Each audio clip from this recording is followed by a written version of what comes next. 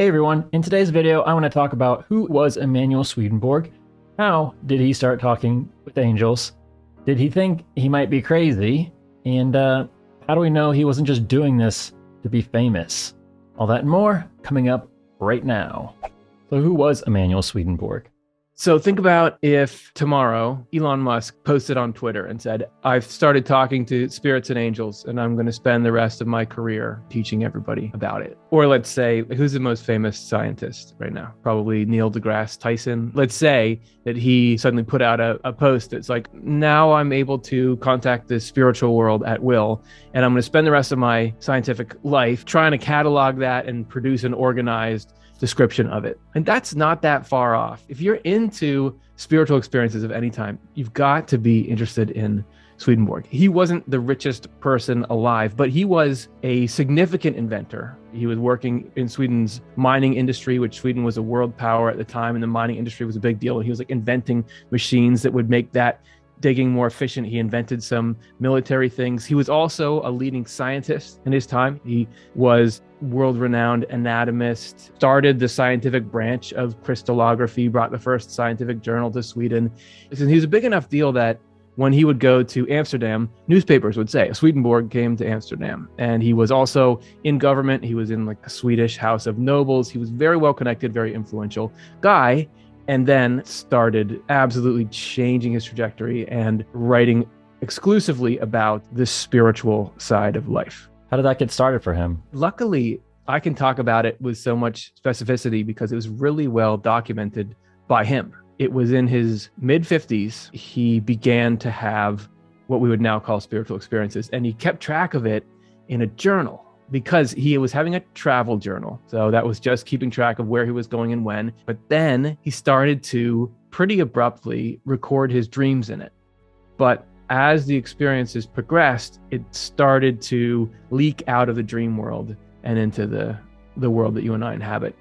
And so from there, he began to have what he called experiences in full wakefulness, which is when he's not even close to sleeping, but it just, he can hear things and see things. And that eventually he had this powerful experience where he believed that he met God. And from then on, he began to have like lucid experiences every day of all kinds across what we would now call out-of-body experiences, spiritually transformative experiences, even one that was like a near-death experience that where he says, I was shown what it's like to die. And he went through stages that are not exactly the same, but pretty similar to what people now describe when they're talking about near-death experiences. With his self-reported accounts, it's certainly the most extensive set of spiritual experiences that have ever been recorded. He was interacting with, seeing, feeling, hearing, learning about the spiritual world for the last 30 years of his life. And because he was so smart and so well trained in all these different fields of science, he was able to catalog that stuff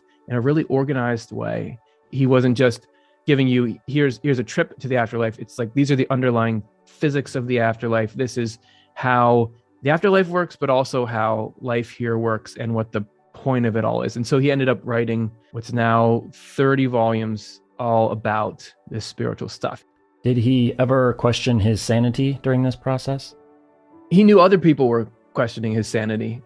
Right in the beginning of his first book, in what people call his theological phase, he writes very close to the beginning, I know that people will say that you can't talk to spirits. I'm paraphrasing a little bit, that you can't talk to spirits when you're in the body, that I'm making this stuff up to get attention, or that I've gone insane. But by this, I am not deterred, for I have seen, I have heard, I have felt.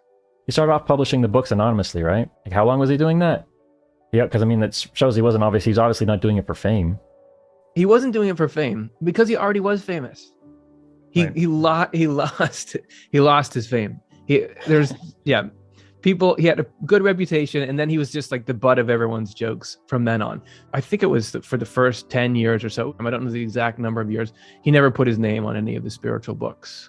He never formed like a church. He never had followers. He never did classes where people were like sitting in like, you're so great, Swedenborg. All he did was publish and send the books out.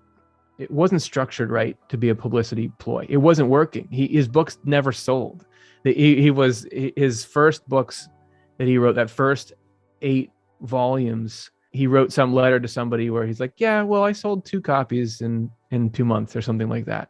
But yet he kept at it. You think he would have given up by then because his other stuff had been a lot more popular. And he would bind his in really high quality binding. I just know that because there's some accounts of people doing reviews of the books and saying, basically, this is, I don't know if I believe it, but it's a really nice cover on the book. And so he would do that out of his own pocket. And he told the person who was selling his books, if they make any money, you can keep it, like the publisher.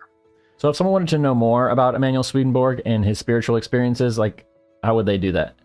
We've got a YouTube channel, youtube.com/offtheLeftEye. We have 1,000 videos on there going into just about every corner of what Swedenborg wrote. The reason why I'm doing this is Swedenborg's material has been the most helpful, comforting thing that I've ever found.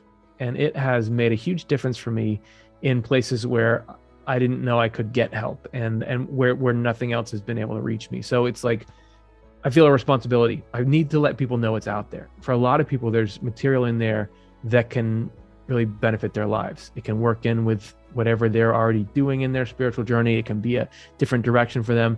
It can help. It's helped me. So I feel like what we're trying to do is make it accessible so that you can at least, maybe you don't want to end up getting into it or looking at it. That's fine. But we just don't want you to pass it by without realizing, well, there could be something good for you in there. And I think that people who are interested in near-death experiences, there's such a satisfying filling out of those awesome things by engaging with Swedenborg. So that's why we're going to this work of trying to make it user-friendly for anyone who drops by. So I hope you enjoyed that talk there with Curtis Childs on Emanuel Swedenborg. These are some of the videos that I personally recommend, but there's a lot of good stuff over there on the channel Off the Left Eye. I've been recommending this channel to basically everyone I know for the past year and a half. So check it out. You might find something you like. Talk to you next time. Bye-bye.